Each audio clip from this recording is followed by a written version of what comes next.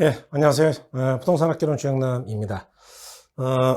여러분, 우리가 다시, 이제, 3, 4월 달 과정을 이제, 해야 되겠네요. 그죠? 그래서, 이 부동산 학개론이 이제 공부해 보시니까, 굉장히 그 이론적인 측면도 있고, 계산 문제도 있고, 뭐 좀, 복잡해 보입니다만은, 사실은 이제 뭐, 그다지 문제가 안 되는 게, 전체로 본다면 뭐 간단하게 OT 할게요. 8개 편이죠. 그래서 1편, 자, 부동산학 총론부터 해가지고, 제 8편 이제 감정평가론까지 있어요. 그래서 가장 중요한 것 그러면은, 역시 이제 우리가 수험 초기부터 열심히 해야 되는 것들이죠. 그래서, 제2편 이제 부동산 경제론 굉장히 중요합니다. 그 다음에 이제 부동산 정책론은, 이 2편이 돼야, 이해가 좀 쉬워진다 그랬죠. 그다음에 이제 5편의 부동산 투자론인데 역시 학개론 전체에서 가장 중요한 부분은 5편이다. 투자 이론이 잘 되면 여기 이제 6편 금융 쪽도 가능하고요. 그다음에 8편 감정평가도 이해가 굉장히 쉽죠. 반대로 투자론이 안 된다 그러면은 이 나머지 금융이나 평가 쪽까지 이해가 안 되니까 우리가 초기부터 투자론을 상당히 열심히 공부하셨어요. 아마 이제 지금 시작하시는 분들도 계실 텐데, 제가 보기에는 11, 12, 1, 2월 강의를 빠르게 먼저 들어보시면은 어떨까, 뭐 이런 생각이 듭니다. 그래서 이번 과정은 특히 이제 우리가 그 이전에 계산문제 특강을 1차 내보냈고요. 그다음에 암기 코드죠. 암기 코드, 이것도 이제 1차를 특강을 내보냈어요. 그래서 이제 앞으로 우리가 요거 이제 2차 특강을 한번 할 겁니다. 대략 한 80문제 가지고요. 그 다음에 요것도 이제 2차 특강을 할 텐데, 본사 사정에 따라서 이런 거는 이제 우리가 무료 특강으로 갈 거고요. 그 다음에 이제 요거는 유료 특강으로 갈 거예요, 아마. 그래서 모든 걸 다 무료로는 이제 안 하려고 그러겠죠. 회사 입장에서는. 그 다음에 감정평가론도 별도로 이제 특강을 정리를 했어요. 그래서 이것도 유료 특강으로 가겠네요. 그래서 이제 이것도 아마 여러분들이 아마 3월 말이나 4월 정도면은 감정평가론 특강을 볼 수 있을 거예요. 그래서 굉장히 어려워하는 부분이니까 또 문제가 많이 나오니까 평가론을 이제 집중적으로 다뤘고요. 그다음에 이제 투자하고 금융을 연결하는 이제 특강이요. 그래서 투자 금융 특강을 또 향후에 대략 한 5월 달 정도에 찍을 예정입니다. 그래서 요것도 아마 이제 유료 특강으로 될 가능성이 많겠죠. 네, 그러면 결론에서는 이제 빠져나갈 부분이 없다. 뭐 이렇게 생각하시면 되겠네요. 그래서 결론은 자 기본적인 것들을 이해하고 그다음에 암기할 것들을 깔끔하게 암기하고요. 그다음에 계산 문제를 별도로 조금 정리할 필요가 있어요. 그렇게 되면 뭐 고득점은 당연히 가능한 거죠. 그래서 현재 우리가 이제 여기까지 왔어요. 이건 이제 10월 달에 강의를 했고요. 11, 12월 달, 1, 2월 달. 그래서 기본서를 기초로 하는 강의들을 이제 마쳤고, 그다음에 이제 이 핵심 이론 과정이 이번 과정인데요. 요거는 이제 요약집을 근거로 합니다. 뭐 요약집이 워낙 압축이 되어 있지만 굉장히 정리가 잘 된 책이죠. 그래서 여러분 이 지금 현재 보고 있는 자료가 제가 별도로 제공하는 이제 핵심 프린트죠. 그래서 여기 100쪽이 안 돼요. 뭐 대략 한 90쪽 됩니다만은 앞으로 이제 이 핵심 프린트를 더 이상 버전업을 안 할 거예요. 그래서 계속 이제 이 자료를 나머지 시간 동안 계속 반복할 텐데 계속 마무리할 때까지. 그래서 이번 과정에서는 이 핵심 프린트에다가 기본서에서 공부했던 것, 그 다음에 요약집에서 공부했던 것들을 이렇게 조금씩 추가할 필요가 있어요. 추가. 그래서 여기에다가 이제 뭘 추가하느냐. 기본서 내용, 그 다음에 요약집 내용이죠. 요약집. 그래서 어떻게 추가하느냐. 핵심 프린트가 대략 한 90페이지 되거든요. 그러니까 90페이지를 출력을 해. 출력을 해가지고 재본을 합니다. 재본. 그래서 출력은 한쪽 방향으로만 하세요. 그러면 이제 재본을 하면 이렇게 열어보면은 이쪽은 막 글씨가 써져 있고 이쪽은 빈 공간이죠. 그래서 이쪽에다가 여러분들 그 기본서에 있는 내용이나 요약집에 있는 내용을 이렇게 첨가하는 거예요. 자기 손으로. 그런 걸 우리는 뭐라 그러느냐?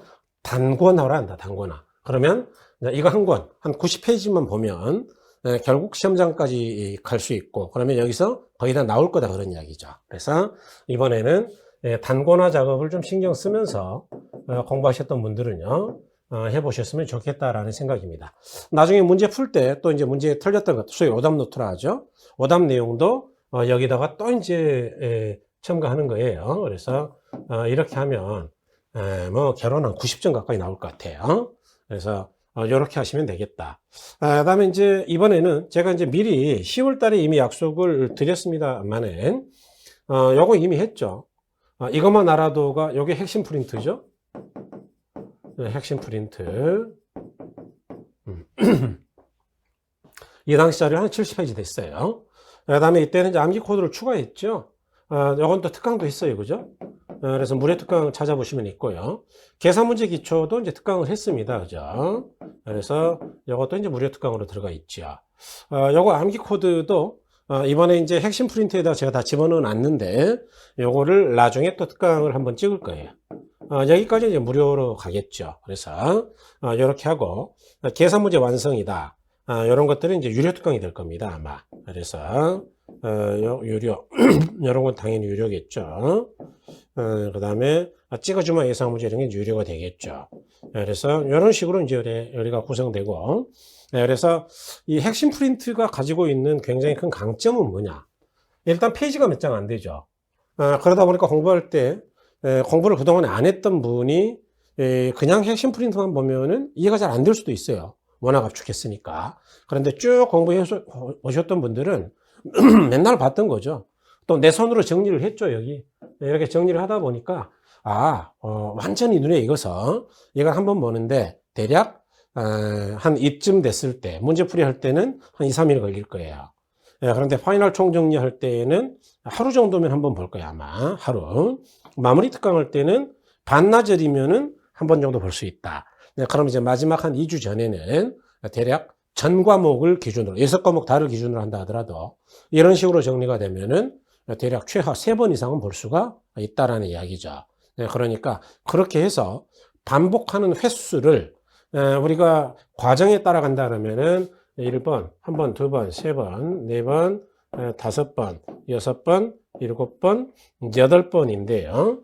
대략 15번에서 20번으로 늘리면 어느 누구라도 당연히 뭐 암기 다 되고 들어가면 좋은 점수를 맞을 수밖에 없다. 이렇게 반복을 무한 반복을 하기 위해서 그러기 위해서는 짧은 시간에 해야 되거든요. 짧은 시간에 볼 수 있어야 돼요. 그러기 위해서 제공하는 자료이다. 이렇게 생각하고 정리해 주시면 되겠습니다. 자, 그러면 이제 이번 핵심 프린트의 특징은 암기 코드를 이제 전부 다 집어넣은 거죠. 그래서 이 정도까지만 기억하면 제가 볼 때는 뭐 75점 무조건 나와요, 이거. 그래서 이것만 알아도 75점은 가능하다. 이렇게 약속 드릴 수 있고 이야기 드릴 수 있어요. 여러분들이 이 정도까지 안다면, 그래서 그렇게 믿고 계속해서 열심히 잘 따라와 주시면 좋겠습니다. 그 다음에 이 정도는 이제 OT를 간단하게 하고, 자, 여러분은 이제 내용으로 가죠. 자, 오늘은 이제 1편을 할 건데요. 자, 부동산학 총론이죠. 자, 총론은 뭐라 그랬어요? 논의한다, 논의. 일부분만요, 전체를 논의한다, 이런 이야기죠. 그래서 이 총론에서는 대략 2개에서 3문제 나온다라고 이야기했어요. 그래서 2개에서 3개 정도가 나오는데, 자, 미리 말씀드리면, 부동산의 개념과 분리해서 일단 한 문제는 나온다고 봐야죠. 그 다음에 부동산의 특성에서 일단 한 문제가 나온다라고 봐야 돼요. 그러면 나머지 부분, 이런 데에서 합해서 한 문제 정도가 나올 것이다. 이렇게 이야기 드릴 수가 있겠죠. 자, 그럴 때 부동산학 총론 전체를 일단 개략적으로 이야기 드리면, 개관, 부동산학이라는 게 뭐냐? 부동산을 연구하는 학문이죠. 그럴 때 이 부동산은 혼자 있으면 아무 의미가 없다 그랬어요. 예컨대 화성에, 지금 화성에 뭐 여러 나라가 우주선을 띄워가지고 뭐 지질조사하고 난리인데 화성에 있는 땅이라는 거, 부동산이라는 거는 의미가 있느냐? 전혀 의미가 없죠. 가치가 있느냐? 없죠. 왜요? 사고자 하는 사람이 없으니까. 그러니까 부동산은 혼자 있을 때는 의미가 없고 인간이 함께 있어야 의미가 있다. 자, 그럴 때 이러한 부동산이 우리 인간들에게 보여주는 모습이 있어요. 예컨대 이제 건물의 수명 현상이나 인근 지역의 수명 현상이라든지 도시 스프롤 현상 다 들어보셨죠? 집가 구배 현상 이와 같이 부동산이 계속해서 반복적으로 보여주는 모습들이 있는데 이렇게 반복적이고 법칙성이 있는 것들을 우리는 뭐라 그러느냐? 자, 부동산 현상이다. 이렇게 이야기합니다. 자, 그런가 하면은 인간이 부동산을 대상으로 하는 관리적 측면의 재반 활동이 있어요. 예컨대 우리가 부동산 거래를 알선하죠. 중개 활동을 하기도 하고 땅이 있으면 개발을 하기도 하죠. 개발 활동을 하기도 해요. 자, 건물이 완공됐다. 그럼 관리를 하기도 하죠. 관리 활동을 하기도 합니다. 자, 완공된 건물을 팔아야 되겠죠. 마케팅 활동을 하기도 한단 말이죠. 이러한 재반 인간의 활동을 뭐라 그러느냐? 이걸 부동산 활동이다. 이렇게 이야기한다. 자, 그럴 때 이 부동산의 연구 대상은요. 주로 부동산 현상하고 부동산 활동을 그 연구 대상으로 하는 거예요. 그럴 때 이제 우리가 부동산을 연구할 때는 일반적으로 어떻게 하느냐? 예컨대 이런 건물이 있다. 그럴 때 야, 이거는 설계는 어떻게 돼 있지? 구조가 튼튼한가? 이런 걸 따질 때가 있다. 그런 걸 기술적 측면을 고려한다 이렇게 얘기해요. 자, 그런가 하면 여기 이거 가격이 얼마일까? 이거 100억인가? 200억인가? 야, 이거 투자하면 돈 좀 될라나? 수익률이 얼마나 나올까? 뭐 이런 걸 생각할 수 있겠죠? 자, 그런 걸 경제적 측면을 고려한다 이렇게 얘기해요. 그럴 때 이걸 토지용 규제 사이트 루리스죠. 루리스 들어가서 보니까 토지용 계획 확인원을 봤더니 야, 이거는 용도 지역은 뭐고 그래서 어떤 규제가 있느냐. 그 다음에 건축 제한이나 용적률 건폐율 제한은 어떤 거냐 그런 이야기죠. 요거는 만일 샀다 하면 취득 관련 세금이 얼마고 나중에 처분할 때 처분 관련 세금이 얼마일까 뭐 이런 걸 미리 좀 고민해 봐야 되겠죠. 그래서 이런 걸 법률적 측면을 고려한다라고 이야기하는데 자, 문제는 우리가 부동산을 연구할 때는요. 자, 이것들을 한 가지만 따지는 건 아니고 이 세 가지를 두루두루 따져요. 그래서 이 세 가지를 두루두루 따지는 걸 우리는 뭐라 그러느냐. 이걸 복합 개념이다. 이렇게 이야기한다. 그러니까 복합 개념의 부동산이라는 거는 이 3대 측면을 다 따지는 거예요. 이 중에 하나만 따지는 게 아니고. 자, 그럴 때 우리 책은 어떻게 기술되어 있느냐.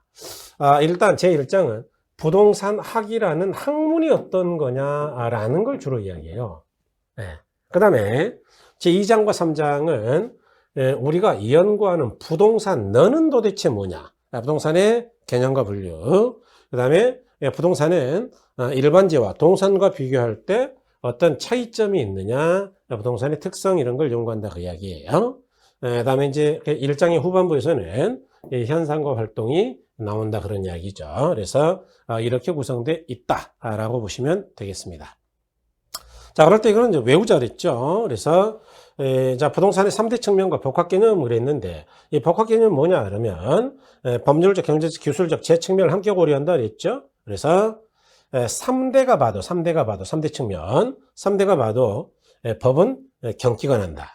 그래서 여러분 요즘 이제 법 과목 많이 공부하시죠.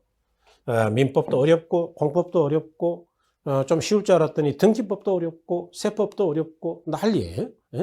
그러다 보니까 이제 야, 이거 도대체 내가 이거 공부 잘한 거냐, 괴롭다 뭐 이렇게 생각하실 텐데 이와 같이 이 법이라는 과목이 원래 좀 경기가 나는 과목이다 뭐 이렇게 생각해 주시면 되겠어요.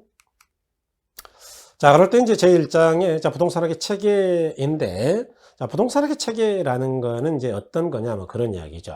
그래서 첫 번째 이제 부동산학의 정의인데 이 부동산학의 정의 자체가 여러분 그 시험에서 좀 나옵니다. 그래서 특히 이제 김영준 교수의 정의를 우리가 많이 쓰죠. 그래서 이따 요약지 가지고 조금 더 볼 텐데 김영준 교수는 자, 부동산학이 뭡니까 그랬더니 자, 부동산 활동의 능률화를 목적으로 하는 학문인데 자, 다시 말해 부동산학이라 부동산 활동의 능률화의 원리 및 그 응용 기술을 개척하는 종합 응용과학입니다. 이렇게 이야기했거든요.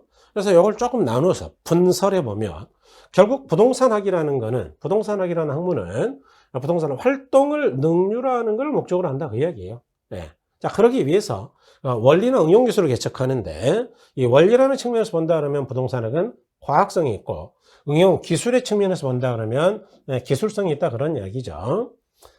그리고 부동산학과 관련되는 기술적, 경제적, 법률적 제 측면의 이론들을 종합 체계화했다 해서 종합과학의 성격이 있는 것이고 또 인간의 실생활에 응용하는 게 목적이다 그래서 응용과학의 성격이 있다 그런 이야기죠.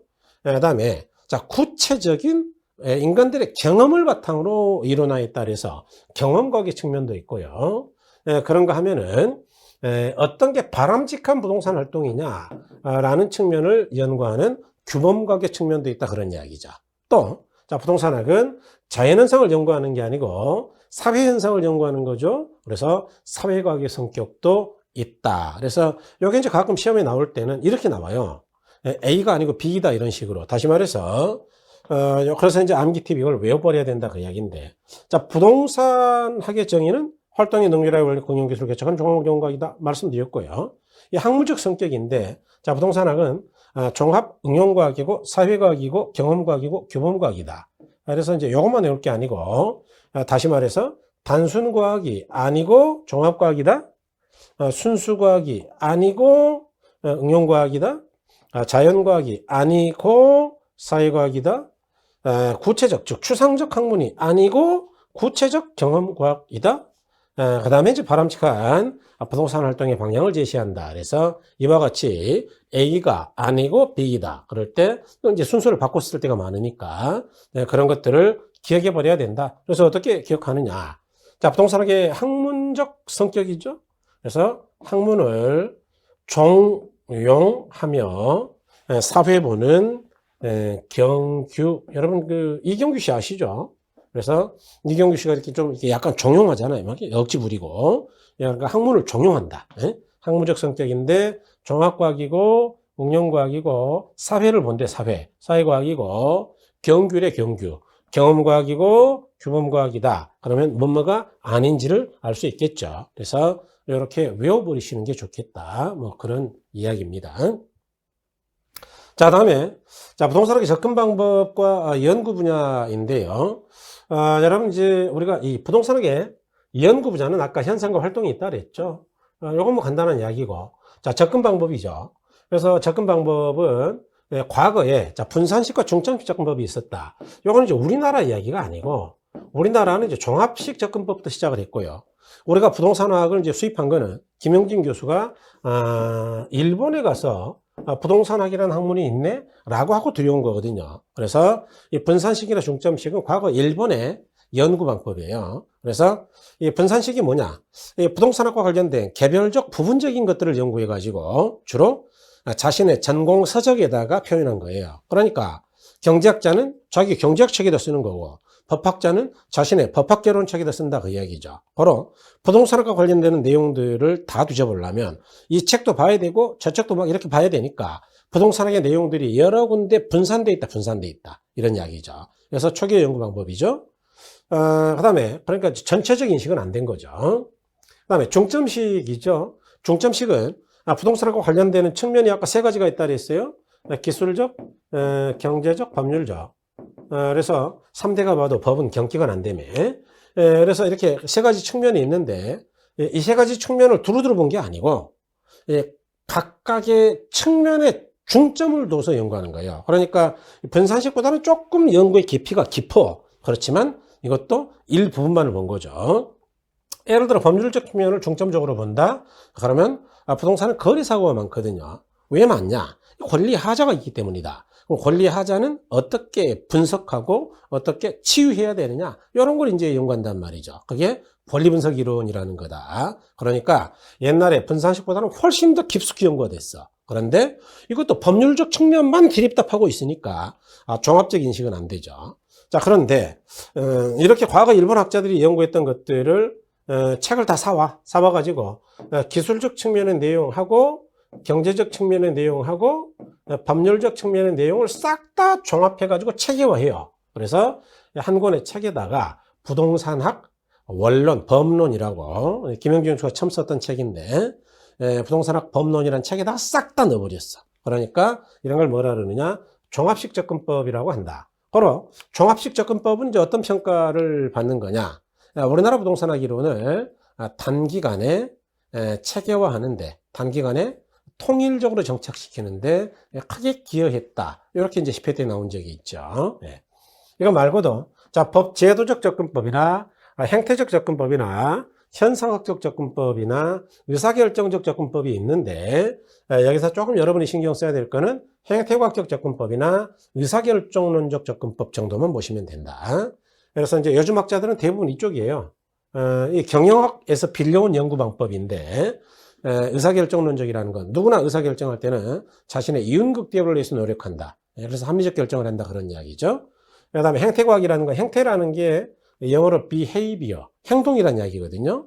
그래서 사람들의 행동을 연구하고 분석하면은 그 사람이 어떠한 활동을 할 건지를 유추할 수 있다 그런 이야기죠. 그래서 자, 부동산 마케팅이라든가 부동산 경영이라든가 부동산 중개 활동에서 이 행태과학을 많이 쓴다. 이렇게 보시면 되겠습니다. 그러니까 거래와 관련된, 장사와 관련되는 것들이 주로 행태과학을 많이 보는 거예요. 예를 들어서 뭐 우리가 이런 생각할 수 있다 그랬죠. 여러분 길거리를 가는데 원두커피 냄새가 나요.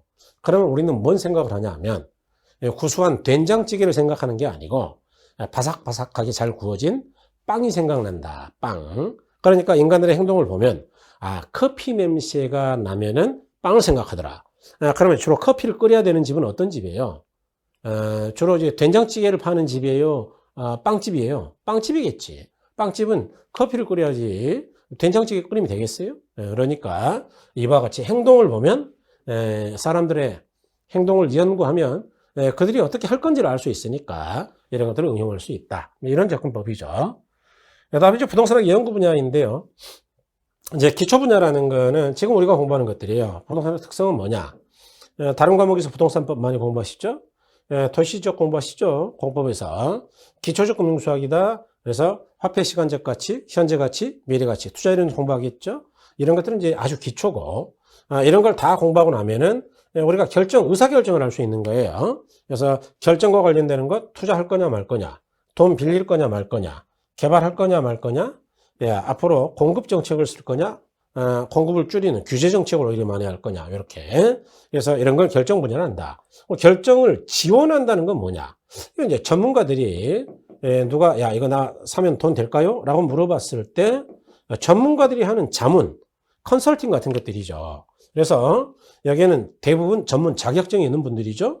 중개사, 권리분석사, 상담사, 마케터, 주택관리사, 평가사, 감정평가사 이렇게 그래서 이런 활동들을 이야기한다. 그래서 이제 이게 과거에 시험이 나왔을 때는 어떻게 나왔느냐? 다음 중 결정 지원 분야와 관련이 없는 것 그래서 이거 두 개를 묶어서 내요. 그럼 이 중에서 관련이 없는 이런 걸 찾아야 될 거 아닙니까? 그러니까 결국 이걸 기억한다 그러면 어떻게 해야 되느냐? 개수가 작은 걸 기억해야 돼. 작은 거. 그게 뭔데요? 결정 분야죠. 그래서 결정 분야 정도를 기억하시는 게 바람직하다. 별 10개. 이 정도는 이제 봐두시면 되겠습니다. 그 다음에 이제 부동산학의 지도 이념인데요. 여러분, 이 지도 이념이라는 것들은 전부 다 좋은 이야기들이에요. 좋은 이야기. 그러니까 결국은 이제 좀 기억을 할 필요가 있고 시험에서는 뭐 적극적으로 내지는 않습니다만은 자, 일반적 이념의 방향이라는 건 우리나라뿐만 아니고 다른 나라도 채택하고 있는 일반적인 이야기다 그 이야기예요. 그래서 효율성이나 형평성이나 합법성 같은 것들을 이야기한다. 그래서 이제 효율성을 강조한다 그러면 이제 사익을 보장하는 거예요. 그럼 문제는 이제 공익이 정의가 되겠죠. 자, 형평성을 지나치게 주장한다? 그럼 공익은 유지가 돼요. 그런데 개인의 이익이 침해가 되겠죠. 그래서 우리가 공익을 위해서는 사익을 적절히 제한해야 돼요. 그런데 그러기 위해서는 어떻게 해야 되느냐? 법에 적합하게 해야 돼, 법에. 그래서 이걸 합법성의 원리라고 한다. 그 다음에, 자, 부동산학의 지도 이념은 이제 우리나라 이야기예요, 우리나라. 우리나라에서는 부동산학에서 가장 주된 이념으로 어떤 걸 취하고 있느냐, 그런 이야기죠. 그래서, 자, 첫 번째는 공익과 사익. 공익과 사익은 조율해야 된다 그랬죠. 법률적 측면에서 비교 형량한다 그랬고, 그 다음에 효율적 관리의 원리를 강조한다. 이건 경제적 측면이죠. 공간 가치뿐만 아니고 환경 가치도 함께 늘려야 된다. 다시 말해서 건물만 막 지어댈 게 아니고 환경 보존도 해야 된다 그 이야기죠. 그래서 그러기 위해서는 이용 가능한 공간을 고도의 기술적으로 이용해야 나머지 빈 땅을 보존할 수 있겠죠. 그래서 기술적 측면이다 이렇게 보시면 되겠고요. 그 다음에 이제 부동산 활동의 일반 원칙이에요. 그래서 여기는 이제 능률성의 원칙이 있고 안전성과 경제성의 원칙이 있다 이렇게 보시면 되고, 능률성의 하부 원리가 6개가 있는데 여기까지 외울 필요는 없어 보인다. 그래서 이렇게 크게 좀 기억해 주시면 될 것 같죠. 그래서 이렇게 봐주시면 되겠습니다. 그 다음에 자 이제 여기까지 말이죠. 우리가 이제 보셨던 것들을 그거 한번 보자고요. 자, 기본서를 한번 보자. 기본서. 그러면 이제 어떻게 하면 되느냐. 기본서를 보면 이렇게 보시면 되겠죠. 이게 잘 안 넘어가 이게. 좋아요. 뭐 넘기다 보니까 되네. 자, 이제 이게 요약집인데 핵심 요약집이죠. 그래서 이제 기본서라고 그랬는데 제가 말을 잘못했고 핵심 요약집이에요. 습관이 돼가지고. 자, 그래서 이제 확인해 보면, 자, 부동산학의 정의다 그랬죠. 여러분, 그 부동산학의 정의는 김용진 교수의 정의는 무조건 기억해야 돼요, 이거. 자, 부동산학은 자, 부동산 활동의 능률화의 원리 및 그 응용 기술을 개척하는 종합 응용 과학이다 그랬죠. 그다음에 이제 안정근 교수의 그 이외에도 많은데 안정근 교수의 견해도 보시면, 자, 부동산학은 토지와 토지상에 부착되어 있거나 연결되어 있는 여러 가지 항구적 토지 계량물에 대하여 그거 관련된 이 기술적이죠. 다른 말로 기술적, 법적, 금융적, 직업적 제 측면을 기술하고 분석하는 학문 연구의 한 분야이다. 뭐 이렇게 이야기한다. 그다음에 이제 자, 부동산학의 복합 개념인데 부동산학의 복합 개념이라는 거는 여러분 이 복합 개념은 아까 부동산의 3대 측면과 관련이 있다 그랬죠. 그래서 부동산학은 3대가 봐도 자, 3대가 봐도 법은 경기가 난다 그랬잖아요. 그래서 법률적, 경제적, 기술적 제 측면을 이야기한다 그랬죠. 그다음에 자, 부동산학의 학문적 성격이죠. 자, 단순과학이 아니고 종합과학이고 순수과학이 아니고 응용과학이고요. 자연과학이 아니고 사회과학이고, 자, 추상적 과학이 아니고 자, 구체적 경험과학이고, 규범과학의 성격도 있다 그랬어요. 그럴 때 이 기술적 측면을 우리가 물리적 측면이라고 이야기하기도 한다 그랬네요. 그래서 자, 다시 이제 또 좀 더 세밀하게 정리해 보면, 자, 부동산학의 학문적 성격은요 이런 성격이 있다. 그래서 요거 비교 잘 하셔야 된다. 단순과학이 아니고 종합과학입니다. 이렇게 비교 잘 하셔야 된다 그랬어요. 자, 그 다음에 여러분 그 복합 개념은 이렇게 세 가지 측면을 두루두루 본다 그랬죠. 3대가 봐도 법은 경기가 나요 그랬어요. 그래서 이렇게 보시면 되겠다. 그 다음에 자, 부동산학의 접근 방법인데 요거는 자, 분산식 접근법이나 중점식은 과거 일본에서 행해졌던 연구 방법이다 그랬죠. 그래서 부동산을 각기 개별적 부분적으로 접근한다. 그러니까 이 둘은요 종합 기능이 없어요 전혀. 다시 말해서 전체적으로 인식하지를 못한다. 전체적으로 전체적 인식은 안 된다 그런 이야기죠. 그 다음에 중점식 접근법은 우리가 부동산학의 3대 측면이 있었죠. 법, 경기 3대 측면이 있는데 그중 특정 측면에만 중점을 두는 거예요. 그러니까 이것도 종합적인 기능은 모자란 거죠. 자, 김용진 교수는 이러한 연구물들을 토대로 싹 다 정리해버렸다, 종합했다. 그래서 종합적법은 자, 복합 개념으로 접근한다. 그 다음에 이것들을 통합한다. 시스템적 사고방식이다. 그 다음에 부동산의 이론을 단기에 통일적으로 정착시키는데 크게 기여한 연구방법이다. 이렇게 설명드렸죠. 그 다음에 의사결정론적 접근법은 자, 인간은 합리적 존재이고 그래서 자기 이윤의 극대화를 목표로 행동한다라는 기본 가정으로부터 출발한다 그랬어요. 그 다음에 행태과학적 접근법이죠. 요거는 이제 인간적 요인에 착안해서 자, 부동산 행태, 다른 말로 쉽게 말하면 행동 중심으로 접근한다. 그래서 마케팅 경영 중개 활동의 화학화에 기여했다. 이렇게 이야기를 드린 바가 있네요. 그 다음에, 자, 이제 부동산학의 지도 이념이죠. 그래서, 이 부동산학의 지도 이념에는, 아까 우리가, 효율성과 형평성, 합법성이라는 게 있다 그랬죠. 이거는 이제 일반적 이념의 방향이다. 라고 이야기했던 거예요. 그래서 이 효율성이라는 거는, 사익을 강조하는 사익. 그러니까 이제 민간 부문의 활동 측면이 강하죠. 이 형평성이라는 거는 이제 공익을 강조하는 겁니다. 공익. 그러다 보니까 공공 부문의 측면이 강하다. 자, 그럴 때 우리가 공익과 사익은 적절히 조화를 이루어야 되는데, 다시 말해서 조화를 이룬다는 이야기는 공익을 보장하기 위해서 사익을 적절히 제한한다는 이야기인데, 사익을 마음대로 제한하면 되느냐? 안 되고 법에 따라 해야 된다. 합법성. 그래서 이렇게 세 가지를 주로 이야기할 수가 있더라. 그런 이야기죠. 네. 그 다음에, 자, 이제 부동산학의 연구 대상하고 연구 분야인데요. 우리가 약간 연구 대상에는 부동산 현상하고 부동산 활동이 있다 그랬어요. 그래서 꼴랑 두 개밖에 없다. 자, 그럴 때 부동산 현상은 부동산 그 자체로부터 야기되는 여러 가지 법칙성, 법칙적이고 반복적인 현상이에요.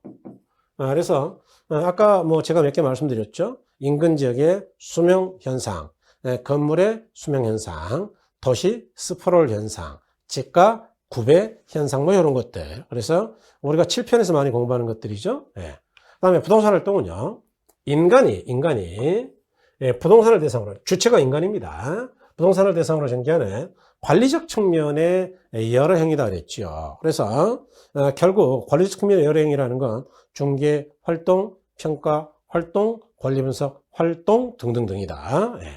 그 다음에 자, 부동산학의 연구 분야죠. 이 연구 분야는요, 기초 분야하고, 자, 결정 분야하고 결정 지원 분야가 있다 그랬어요. 그래서 여기서는 뭘 기억한다 그랬느냐? 결정 분야. 그래서 결정 분야는 또 시험에 다 잘 나오는 것들이요. 투자 이론, 금융, 개발, 그다음에 이제 국가 정책. 그래서 이 세 가지는 민간이 하는 거고, 요거는 이제 정부가 하는 거죠. 그래서 이런 것들을 주로 이야기한다. 그래서 이렇게 이야기 드렸던 바가 있죠. 그다음에 자, 부동산 활동의 일반 원칙이죠. 그래서 일반 원칙이 이제 능환경 요 정도 외우시면 돼요. 능률성, 안전성, 경제성의 원칙이다. 뭐 그런 이야기죠. 그럴 때 이 능률성의 원칙은요. 자, 부동산 활동을 우리가 크게 두 가지로 쪼갤 수도 있어요. 소유와 관련된 활동과 거래와 관련된 활동이다. 그러면 이제 소유와 관련된 활동에는 어떤 게 있느냐? 이용 활동, 소유자가 하는 것, 개발 활동, 관리 활동 이런 걸 주로 이야기해요. 그 다음에 거래와 관련된 활동은 어떤 게 있느냐? 이런 것들은 우리 중개 활동이라든가 마케팅 활동이라든가 뭐 이런 것들을 주로 이야기한다. 또는 입지 선정이라든가 권리 분석이라든가 이런 거죠. 그러니까 우리가 거래를 하기 위해서는 권리 분석 해봐야 되겠죠. 입지 따져야 되겠죠. 또 이제 팔아먹으려면 마케팅 해야 되겠죠. 거래를 하면 중개사의 도움을 받아야 되겠죠. 뭐 평가도 마찬가지고. 그래서 이런 것들을 이야기한다. 그러니까 이건 소유자가 하는 활동이에요. 소유 활동 쉽게 말하면 내 땅 가지고 있는 사람은 어떻게 이용할 건지, 어떻게 개발할 건지, 내 빌딩을 가지고 있다면 어떻게 관리할 건지 고민스럽겠죠. 그래서 이렇게 이야기할 수 있는데, 이 소유 활동의 능률화를 위해서 어떻게 하면 되냐? 잘 쓰면 돼요. 최규효형. 그래서 소유 활동을 능률화 하기 위해서는 잘 사용하면 된다. 최유효. 거래 활동이 능률화하면 어떻게 해야 되느냐? 거래 활동. 거래 활동이 능률화가 되려면은 거래 질서가 문란하면은 막 맨날 막 사기당하고 거래 사고고 막 이쪽 저쪽에서 난리야. 그러면 우리가 불안해서 거래를 못 하거든요. 그러니까 거래 질서가 확립돼야 된다. 이렇게 이제 보시면 되겠다. 그 이야기예요. 그 다음에 나머지는 이제 이거 보시면 되고요. 자, 부동산 활동의 속성이죠. 뭐 이걸 외울 필요는 없고 종종 읽어두시면 되겠습니다. 개수가 많아가지고 못 외워요, 이거. 자, 부동산 활동은요. 아까 부동산학에 정의할 때 그랬죠. 자, 부동산 활동의 능률화의 원리 및 그 응용 기술을 개척한다. 그래서 원리는 과학적이고 응용 기술은 기술성이 있다. 그러니까 부동산학은 원래 좀 과학적인 부분도 있고 기술적인 부분도 있다. 그런 이야기예요. 그 다음에 전문성이라는 거 있죠. 전문성. 우리가 기본서 할 때 1차 수준, 2차, 3차 설명드렸는데 이쪽으로 갈수록 전문성이 굉장히 높다 그랬죠. 예, 그래서 요거 조금 신경 써야 돼요. 예컨대 1차 수준이다. 그러면 비전문가가 행하는 활동이다. 비전문가. 그 다음에 자, 2차 수준이다. 그러면은 전문가는 전문가인데 다른 분야. 타 분야 전문가라 그랬죠. 그 다음에 3차 수준이다. 그러면 당해 분야 전문가라 그랬어요. 당해 전문가의 활동이다 그랬죠. 예컨대 중개 활동을 예를 들어 보자. 소유자 본인이 자기 집 팔아버렸어. 중개. 그러면 1차 수준의 중개 활동이에요. 그 다음에 느닷없이 주택관리사 아저씨가 자기가 관리하는 아파트 단지에 101동 101호를 팔아버렸어. 중개. 그러면 2차 수준이다. 이렇게 이야기하죠. 우리 아파트 단지 내에 상가에 가니까 중개사가 3분 있는데 그 중개사분이 중개를 했다. 그럼 3차 수준이다라고 이야기하는 것이다. 그래서 이렇게 보시면 되겠다. 그 다음에 윤리성도 좀 신경 써야 된다 그랬죠. 윤리성. 그래서 고용윤리, 조직윤리, 서비스 공중윤리인데 이 고용윤리라는 건 뭐냐 그러면은 종업원과의 관계, 종업원. 그래서 종업원을 지도 감독해야 되는 거죠. 그 다음에 조직윤리는 이제 여러분이 혼돈하면 안 되는 게 우리가 기업에서 말하는 조직윤리하고 전혀 달라요. 예컨대 삼성전자에서 말하는 조직윤리는 상하 간의 위계질서를 이야기해. 그런데 우리는 상하 간의 위계질서는 고용윤리가 대표하는 거고 요거는 수평적이다. 수평적. 업자 간.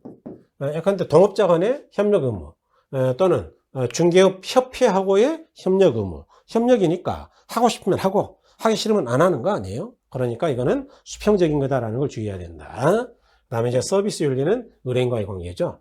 공중윤리는 일반 대중의 이익을 침해하지 말아라. 그런 이야기예요.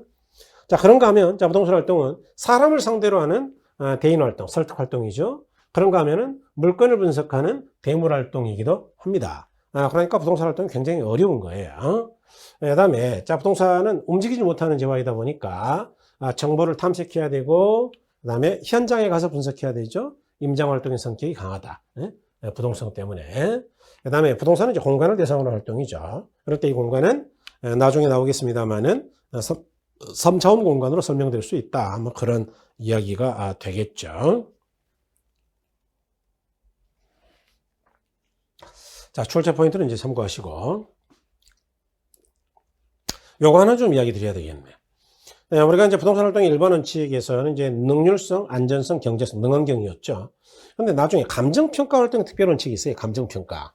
감정평가 활동 특별 원칙에서는 능률성과 안전성, 경제성 대신에 전달성이라는 걸 취하고 있죠. 전달성. 평가하면 또 나와요. 그래서 감정평가에서는 경제성 대신에 전달성이라는 걸 취하고 있다. 라는 것 좀 이야기를 드려야 되겠고, 평가. 감정평가 특별 원칙이라 그래요. 그 다음에 또 하나 좀 이야기를 드리고 싶은 거는 이 부분인데, 요건 이제 그 능률이 뭐냐, 능률. 소유활동 능률은 최유효용이고, 거래활동 능률하려면 거래적 확립 원칙이 지켜져야 된다라고 이야기 드렸는데, 이 능률성이라는 거하고 안전성을 자꾸 바꿔서 틀리게 만드는 경우가 많아요. 이 안전성이라는 건 거래사고를 방지하는 거거든요. 그러니까 쉽게 말하면, 능률은 속도를 이야기해, 속도, 빠르기. 어떻게 하면 보다 빠르게 일을 처리할 수 있느냐, 이런 거예요. 안전은요, 이거는 빠르지 않아도 좋아.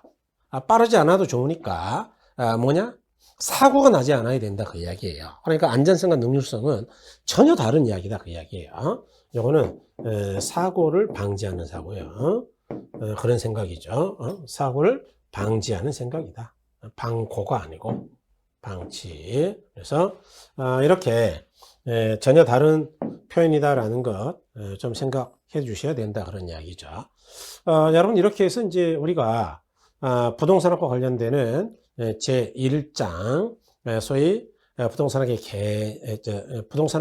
부동산학 기초, 이런 부분을 이제 좀 보셨고요.